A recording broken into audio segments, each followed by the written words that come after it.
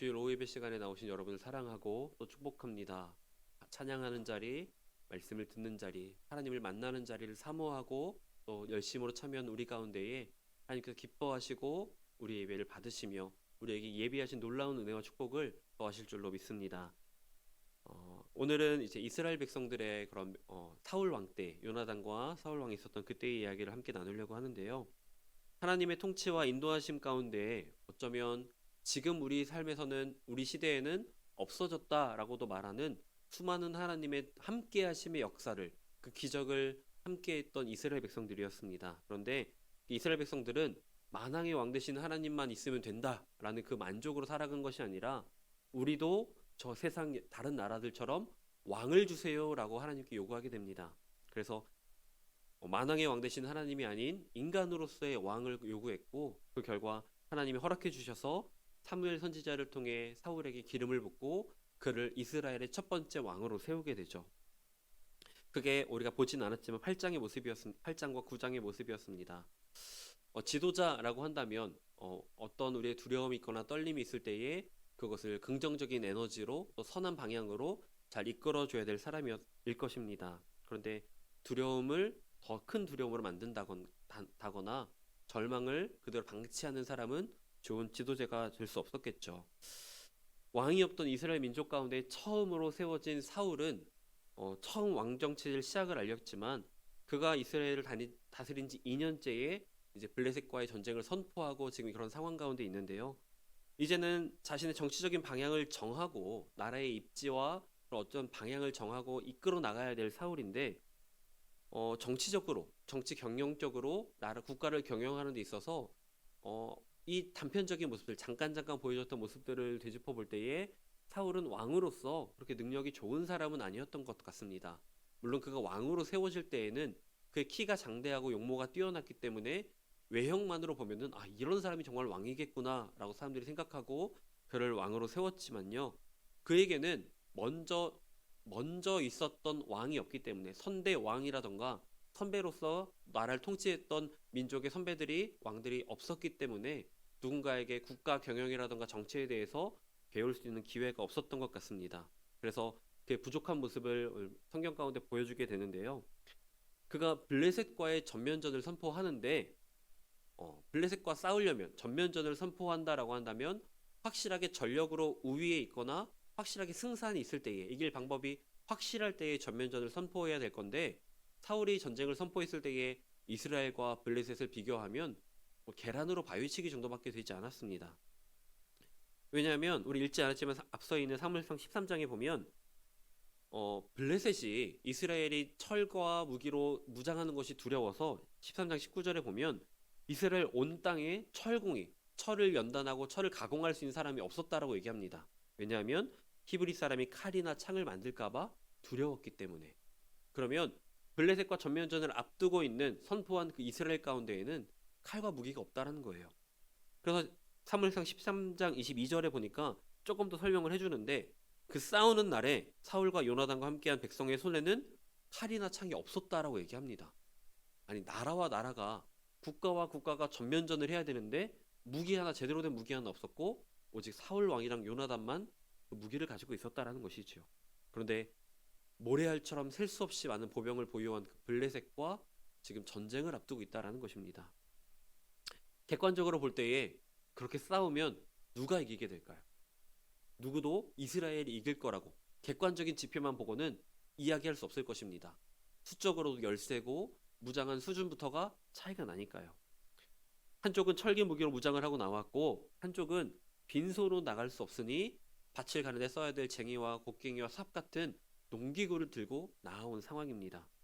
그리고 믹마스 어귀에서 이스라엘 군대와 블레셋 군대가 이제 대치하고 있는 상황인 것이죠. 아무리 생각해도 승산이 없는 싸움 가운데에 왕의 명령이니 진병되어 나온 그 이스라엘 백성들 군사들 앞에는 정말 큰 두려움이 그들의 마음을 가득 채웠을 것입니다. 두려워 떨고 있지만 그래도 나라를 지켜보고자 하는 마음으로 그래도 왕의 명령이니 따라서 나아왔지만 그들 마음속에는 승리에 대한 어떤 열망이라던가 기대함 같은 것은 전혀 찾아볼 수 없었고 우리 어떡하지? 내가 죽으면 우리 가족 어떡하지? 하는 그런 두려움과 걱정만이 가득했을 것입니다. 왕과 함께하고 있지만 그렇게 기다리고 기다렸던 하나님께 부탁하고 요청해서 받아낸 왕이 그들과 함께하고 있지만 그들은 왕을 통해서 어떠한 긍정적인 에너지라던가 승리에 대한 확신을 얻지는 못하고 있었던 것으로 보입니다. 사울은 그런 역할을 다하지 못했던 것이지요. 그리고 오늘 본문으로 와서 사무엘상 14장 2절에 보면 사울이 어떻게 하고 있는가 모습을 보여주는데 우리 성경을 같이 보시고 2절 말씀을 다 같이 함께 다시 읽어보도록 하겠습니다. 시작. 사울이 기브와 변두리 미그론에 있는 석류나무 아래에 머물렀고 함께한 백성은 600명 가량이며. 아멘. 사울은 분명히 호기롭게 블레셋과의 전쟁을 선포했습니다. 그런데 그런 호기롭던 그 모습이 이제 현실을 바라보게 되는 거예요. 객기는 사라지고 현실을 마주한 사울은 망연자실해서 600명의 병사들과 함께 석류나무 아래에 앉아 있다라는 것입니다. 여기서 머물렀다라는 것은 우리가 잠깐 걸어가다 힘드니 잠시 멈추는 그런 정도가 아니라 오랜 시간 한동안 그 석류나무 아래에서 시간을 많이 보냈다는 것을 이야기하는 것입니다. 잠깐이 아니라 좀 오랜 시간을 보낸 것이죠. 근데 이 자리에서 사울의 군대는 어떠한 분명한 의미와 때를 기다리고 어떤 작전적인 어떤 시도를 한 것이 아니라 그저 적의 동태를 살필 뿐 아무것도 하지 않고 뭔가 어떠한 동력을 잃어버린 채, 기운을 잃어버린 채 그 자리에 망연자실한 채 사울 왕과 함께 600명의 군사가 앉아 있었다라는 것입니다. 왜 이렇게 석류나무 아래에 앉아 있었을까? 왜 성경은 석류나무를 굳이 우리에게 설명하고 있을 것일까? 근데 고대 근동에는요, 전쟁에 앞서서 석류알을 먹으면 전쟁에서 승리한다는 풍문이 있습니다. 그러니까 전쟁에 나가기 전에 석류알을 먹고 나가면 내가 다치지 않고 전쟁에서 승리할 수 있다는 미신이 있었던 것이지요. 그리고 고대 유대인들 안에는 이 석류라는 과일을 율법의 상징으로 여겼습니다. 유대인의 율법이 613개가 되는데 석류를 열어보면 알갱이가 많이 있잖아요. 씨알이 많은 것을 보면서 이 석류알이 하나님의 말씀을 상징하는 것이라 생각을 하고 지금도 지금의 그 유대인의 그 새해 명절인 로쉬 하샤나라는 그 명절이 찾아왔을 때에 새해 첫날을 맞이하면서 석류알을 몸에 넣고 입에 먹으면서 율법을 내 몸 안에 넣는 그런 상징적인 것들을 지금도 지켜나가고 있다고 합니다. 그러니까 사울이 전쟁을 앞두고 망연자실한 채 그 석류나무 아래에 있었던 것은 어쩌면 그 고대 근동 가운데 유행했던 미신인 석류를 먹으면 승리한다는 그 미신을 붙잡았을 수도 있고, 앞서서 13장에 보면 사울이 사무엘 선지자를 기다리지 못하고 자기가 번제를 드린 장면이 나오잖아요. 그렇게 하나님으로부터 버림받은 자신의 그런 약속들을 다시 붙잡고 싶은 마음에 그 자리에 앉아있던 것은 아닐까 생각해 볼 수가 있습니다. 사울의 분명히 전쟁을 선포했던 것은 사울이지만 현실을 바라보게 되고 잘못된 행동, 잘못된 생각, 잘못된 판단이었던 것을 알게 되었을 때에 그는 꽤나 쫄려있는 모습이라고 할 수 있겠습니다. 하나님을 기대하고 하나님을 바라고 하나님의 함께하심, 하나님이 승리케 하심을 기대해야 되는데 자신의 실수로 그 모든 것이 어그러졌음을, 모든 것이 자신에게 이제 더 이상 주어지지 않음을 알게 되었기 때문에 쉽게 말해서 겁먹고 쫄아서 어떠한 지시와 작전도 할 수 없이 그 석류나무 아래에 기대에 앉아 시간만을 보내고 있었을 뿐이라는 것이죠. 앞서서 지도자라고 한다면 공동체의 다양한 떨림을 선하고 긍정적인 울림으로 바꿔줘야 되는 사람이라고 말씀을 드렸습니다. 두려움과 불안으로 인한 떨림을 긍정적으로, 희망으로, 믿음으로 붙잡고 나아가자고 새 힘을 불어넣어 줘야 되는 것이 지도자인데 사울은 그에게는 어떠한 울림으로 바뀐 선한 영향력도 보이지가 않는 현실이었습니다. 어쩌면 석류나무 아래에 앉아서 석류에 대한 그 풍문을 마지막 지푸라기 삼아 붙잡고 석류라도 잔뜩 먹고 나가면 이기지 않을까 생각했을지도 모르겠어요. 아니면 시간을 보내면 석류알을 계속 먹으면서 하나님 앞에서 실수한 자신의 모습을 돌이키고 하나님이 다시 한번 말씀해 주시고 기회를 주시기를 기다렸는지도 모르겠습니다. 그런데 그의 생각과는 다르게 3천이 넘던 그의 병사들은 다 떠나갔고 이제 600의 군사밖에 남지 않은 상황입니다. 병사들은 그를 떠났고 남아있는 병사들 동안 전문적으로 훈련을 받은 정예병사가 아니라 블레셋을 공격할 때에 그저 내 나라를 지키기 위해 왕의 명령에 마지못해 나온 병사들일 뿐이었다라는 것입니다. 그런데 그런 같은 상황에서 사울은 기운을 잃고 석류나무 아래 기대에 앉아있는 그 상황에서 그의 아들 요나단은 조금 다른 모습을, 특별한 모습을 보여줍니다. 요나단은 1절 말씀, 2절 말씀에 보면 자기 무기를 들고 있는 소년과 함께 블레셋의 부대가 있는 곳으로 건너갑니다. 자신과 자신의 검을 들어주는 소년 두 명이서 그 모래알 같은 블레셋 군대에게 쳐들어간 거예요. 그 두 명이서 어떠한 전쟁의 판도를 바꾼다던가 어떠한 힘도 능력도 기대할 것도 없어 보였지만 요나단은 정면으로 쳐들어갔습니다. 어쩌면 무모해 보이는 이런 요나단의 행동 가운데에서 우리는 몇 가지 특별한 지점을 볼 수가 있는데요. 먼저 하나는 그 대적의 크기, 그 규모에 대해서 아무런 의미도, 어떠한 의미도 부여하지 않고 있다는 것입니다. 블레셋 군대와 대치 중인 이스라엘 군대 안에서 우리가 패배할 거야, 우리는 졌어 라고 하는 그 확신에, 그 두려움이 계속해서 커졌던 이유는 블레셋과 이스라엘 군대의 규모부터가 차이가 났기 때문입니다. 숫자만 봐도 우리가 무기가 있고 없고를 떠나 그 모여있는 군대의 진영의 모습을 보고라도 우리는 결코 이길 수 없을 거야 라고 하는 절대적인 숫자의 차이가 나고 있었기 때문입니다. 그래서 그 계란으로 바위치기 수준의 규모 차이에서 오는 그 두려움이 그 모든 군사들에게, 그 모든 백성들에게 가득했던 것이죠. 그런데 요나단은 이 두려움에 사로잡히지 않은 모습을 보여주고 있습니다. 그러니까 요나단은 그 숫자의 많고 적음이 내가 두려워하고 내가 걱정해야 될 이유가 아니라고 믿고 있었던 것이지요. 그 두려운 떨림 해석할 때 규모의 차이를 근거로 삼지 않았던 것입니다. 그래서 규모의 차이, 객관적이고 수치화된 현실의 차이 앞에서 두려워하지 않고 그가 바라봤던 것은 바로 하나님이었습니다. 하나님의 도움이 우리에게 있을 것인가? 아버지 사울은 잘못된 제사를 드리고 제사장의 역할을 범하고 하나님 앞에 죄를 지었는데 과연 지금 우리는 하나님께 도움을 구할 만한 정당성이 남아있는가? 이 일은 하나님의 의지로 이루어지는 것인가? 지금 이 전쟁 가운데에 하나님이 함께 하실 것인가? 이런 물음 안에서 그의 헤아림과 생각과 판단과 행동이 나왔을 것으로 여겨집니다. 이스라엘과 블레셋의 전쟁이라는 시각으로 바라보면 절대 승리할 수 있다거나 절대 그들을 막아설 수 있을 거라고 기대하는 것은 정말 어려운 상황입니다.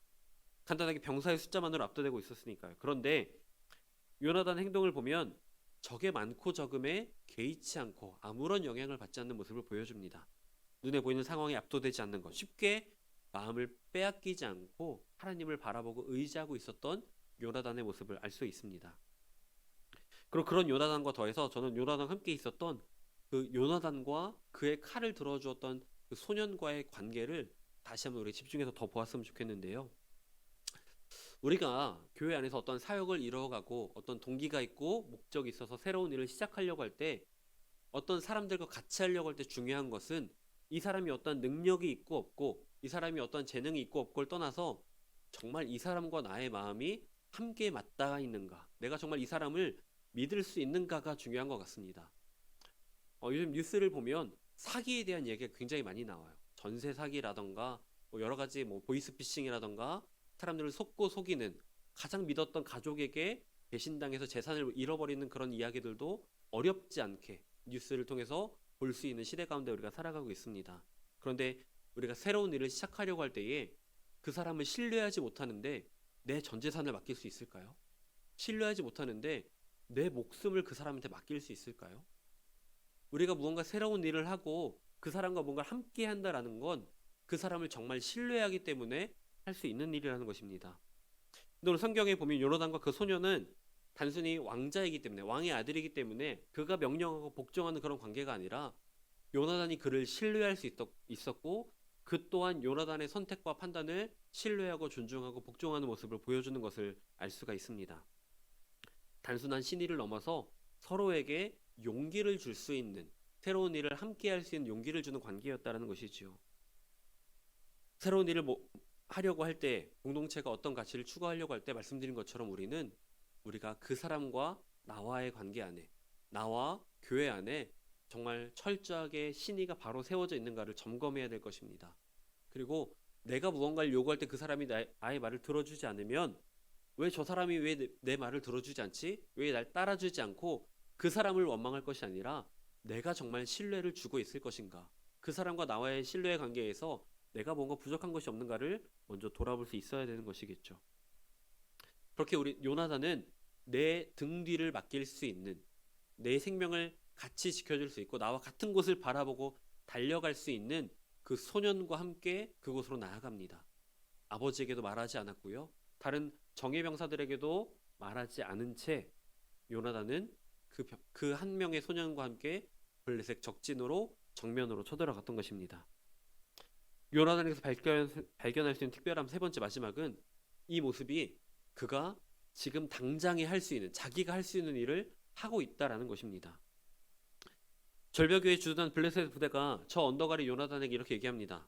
12절에 보면 우리에게로 올라오라, 너희에게 보여줄 것이 있으니라 라고 얘기합니다. 올라올 테면 와보라 라는 거죠. 우리 이렇게 군사가 많은데, 우리 무기도 이렇게 가득한데 너 그 두 어린 소년이, 두 젊은이가 너희가 와서 뭘 하겠어? 어디 한번 올 테면 와봐 라는 거예요.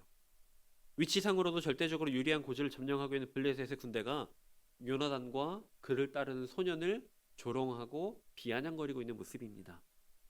그런데 요나단은 그 비아냥거림, 조롱 앞에서 상처받지 않고 오히려 그것을 하나님의 사인으로 삼는 모습을 보여줍니다. 앞서 10절에 요나단이 뭐라고 이야기했냐면 그 소년에게 그들이 만일 말하기를 우리에게로 올라오라 하면 우리가 올라갈 것은 여호와께서 그들을 우리 손에 넘기셨음이니 라고 이야기했었어요.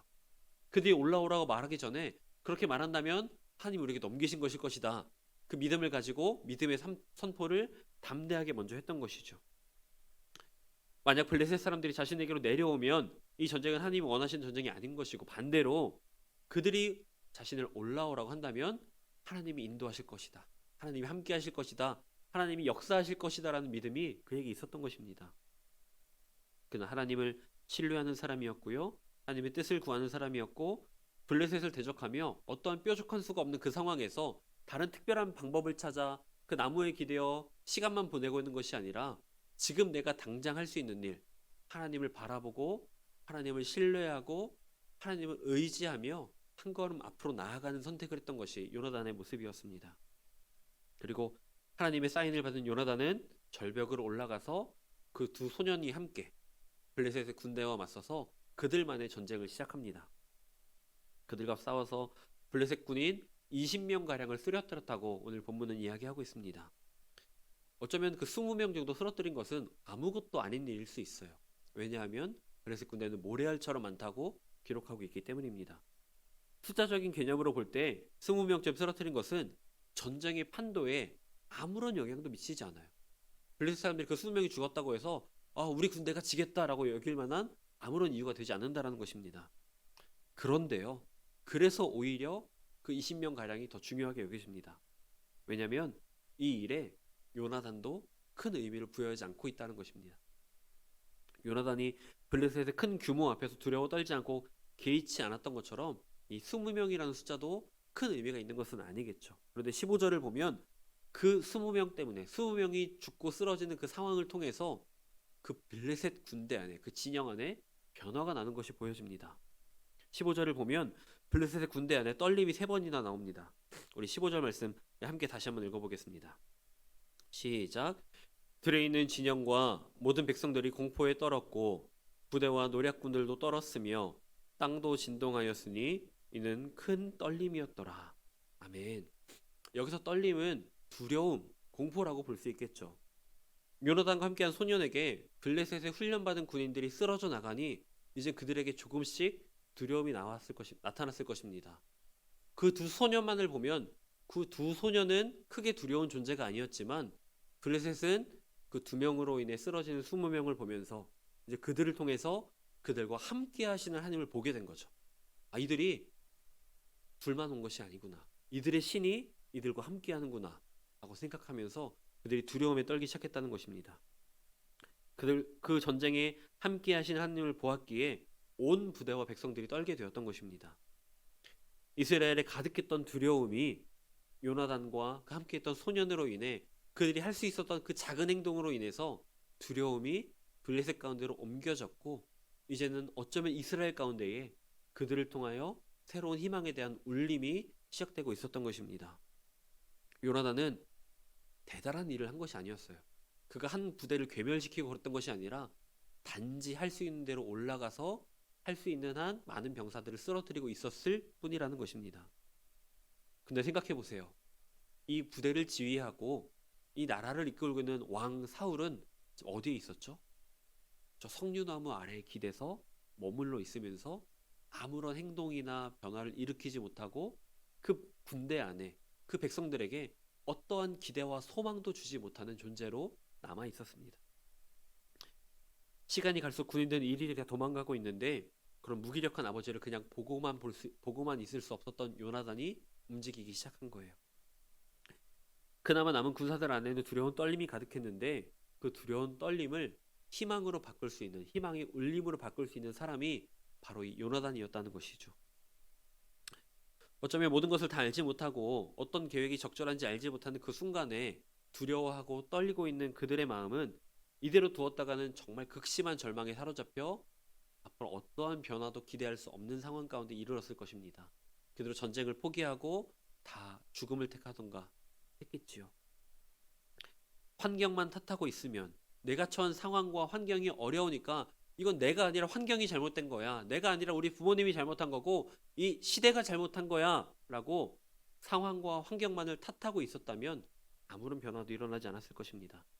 근데 요나단은 잘못된 선택을 하고 무기력하게 앉아있는 사울을 탓하지 않았어요. 사울 왕은 무기력하게 앉아있지만 내가 할 수 있는 일이 무엇인가, 내가 진짜 기대하고 의지하고 소망할 것이 어떤 분인가를 잘 알았고 움직였던 것입니다. 요나단에게는 어떤 그 흔한 투덜거림 한마디도 성경에 기록되어 있지 않습니다. 요나단의 얘기는 이렇게 시작할 뿐입니다. 우리가 건너편 블레셋 사람들의 부대로 건너가자. 단지 그뿐이었습니다.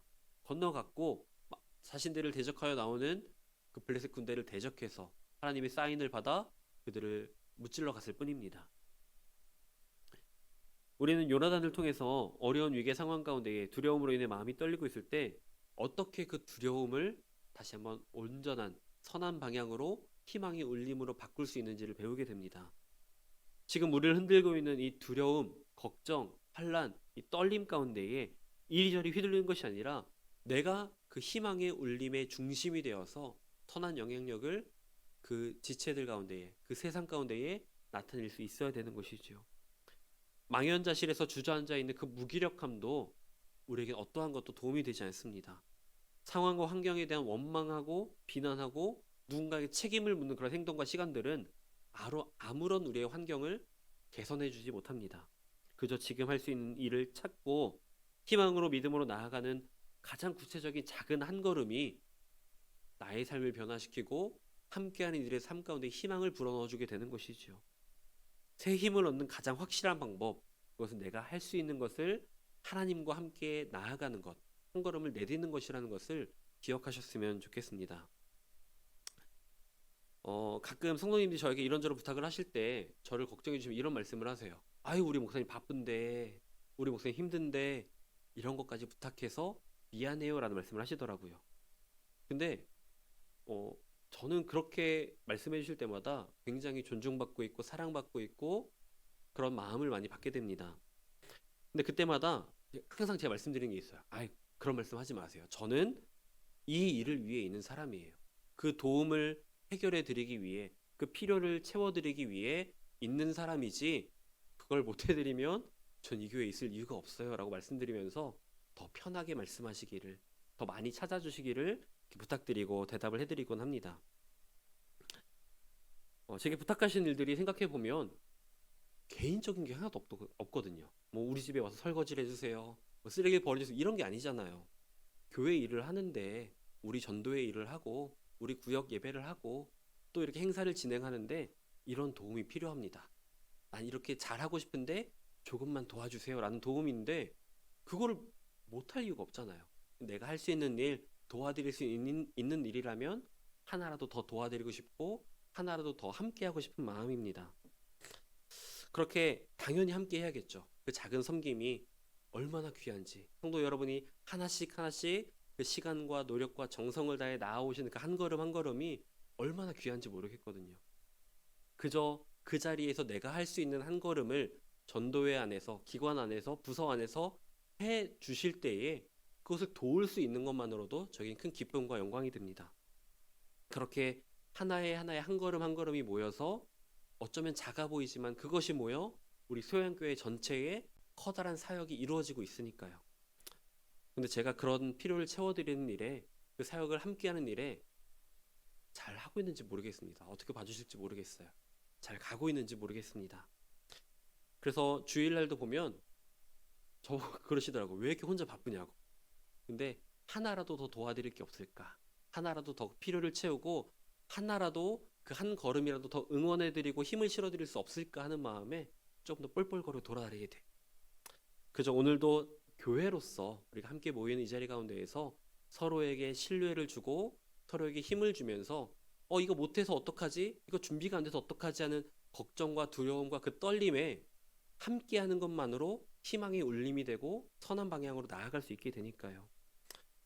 그저 그렇게 여러분과 함께할 수 있는 하루하루가 저는 감사한 마음으로 그저 내가 할 수 있는 한 걸음 여러분과 함께 나아가고 있을 뿐입니다. 여러분은 우리의 길 위에서 하나님께서 인도하시고 역사하심을 알고 계십니까? 그것을 붙잡고 나아가고 계시나요? 요나단은 그 블레셋과 대적하는 그 상황 가운데에서 하나님이 함께 하심을 바라보고 구했습니다. 그리고 알고 있는 그 상황 가운데에서 하나님 앞에서 지금 내가 할 수 있는 일을 했을 뿐입니다. 안다는 것은 비로소 그 삶으로 나타나야 됩니다. 아는데 행동하지 않는 것은 죽은 믿음이라고도 얘기하잖아요. 우리를 향한 하나님의 계획을 신뢰하며 포기하지 않고 지금 할 수 있는 선택과 실천을 내일로 미루지 말고 다음으로 미루지 말고 오늘 이 시간 해 나가야 되는 것입니다. 우리가 한 성도, 한 영혼, 주께로라는 표어를 가지고 지금 함께 전도에 힘써 나가고 기도해 나가고 있죠. 하나님께서 잃어버린 영혼을 찾고 계시고 그 영혼이 구원받기를 원하신다는 것을 모르는 분은 안 계실 것입니다. 너무도 사랑하기 때문에, 너무도 아끼는 사람이기 때문에 내가 받은 그 사랑, 내게 주신 구원의 확신을 그들도 함께 갖고 함께 누리길 원하기 때문에 우리가 매일매일 기도하고 있고 또 전도하고 있잖아요.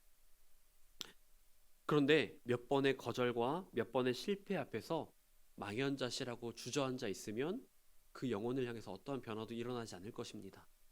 그런데 우리가 정말 작은 선물 하나 가지고 나아가고 한 번이라도, 아침에 일어나서 한 번이라도, 아니 자기 전에 한 번이라도 꼭 그 영혼을 위해 기도해 나간다면 하나님 우리의 마음을 들으시고 우리보다 더 간절히 그 영혼을 기다리시는 하나님께서 그 영혼을 구원해 주실 것이라는 거죠.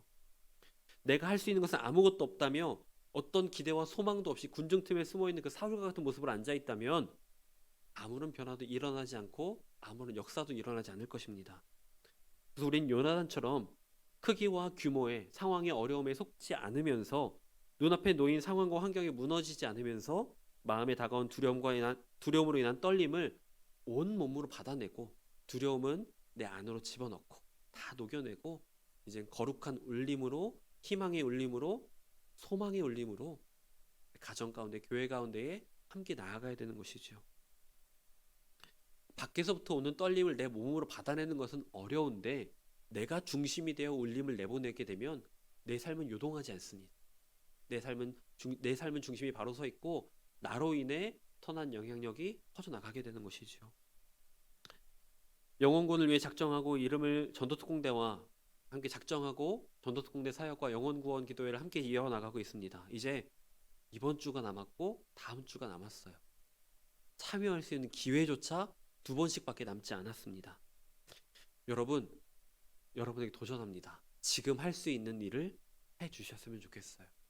평소에 난 몸이 아파서, 난 다른 약속이 있어서라고 미뤄오셨다면 일 때문에 못 오시는 건 어쩔 수 없지만 가능하다면 전도의 사역 가운데, 기도의 자리 가운데에 이 마지막 남은 기회를 붙잡고 함께 참여해 보셨으면 좋겠습니다. 그래서 내가 있는 자리에 살 수 있는 일을 찾아서 또 기도도 하고 전도도 하고 해 나간다면 내가 할 수 있는 그 한 걸음이, 하나의 행동이 위대한 역사를 이뤄 나가게 되니까요.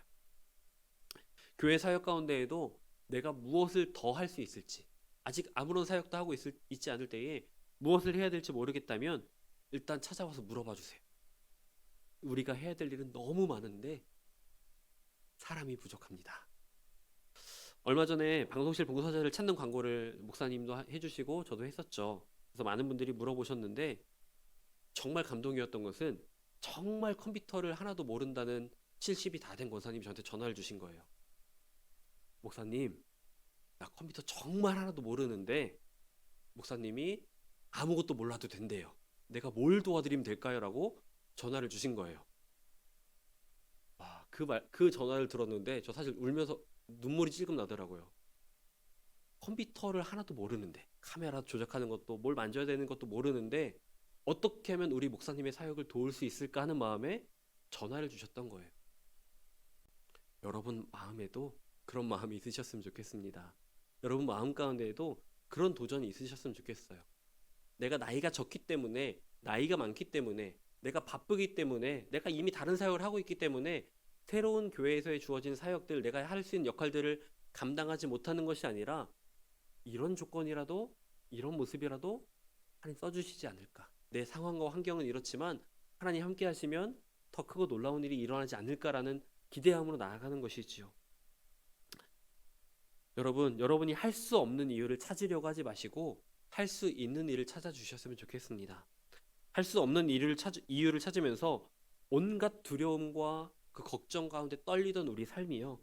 할 수 있는 일을 찾게 되면 이제는 하나님의 뜻을 구하고 그 가운데 거룩한 울림을 내보낼 수 있는 존재가 되기 때문입니다. 그 울림은 내 삶을 넘어서 우리 가족에게로, 우리 교회 공동체 가운데로 세상으로 나아가게 될 것입니다.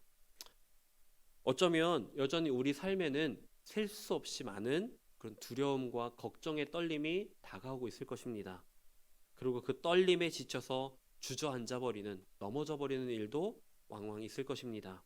그러나 이해할 수 없는 어떠한 상황과 환경에도 가벼운 투덜거림 정도로 그 문제를 넘기지 않으시는 여러분이 되셨으면 좋겠어요. 그래서 함께 하시는 주님을 신뢰하고 기대하면서 지금 내가 할 수 있는 것, 하나님 앞에 기도하고 말씀 붙잡고 예배하고 복음 들고 나가 전도하는 이 사명의 자리, 교회에서 내가 무언가를 할 수 없을까? 교회를 위해, 세상을 위해, 가족을 위해 내가 할 수 있는 것 하나, 그 작은 한 걸음에 최선을 다해 나아가면서 하나님의 함께 하심을 경험하는, 하나님의 일하시고 역사하심을 내 삶에 녹여내는 그런 살아있는 믿음의 성도, 주님이 기뻐하시는 그리스도인 되시기를 주님의 이름으로 축복합니다. 아멘. 기도하겠습니다.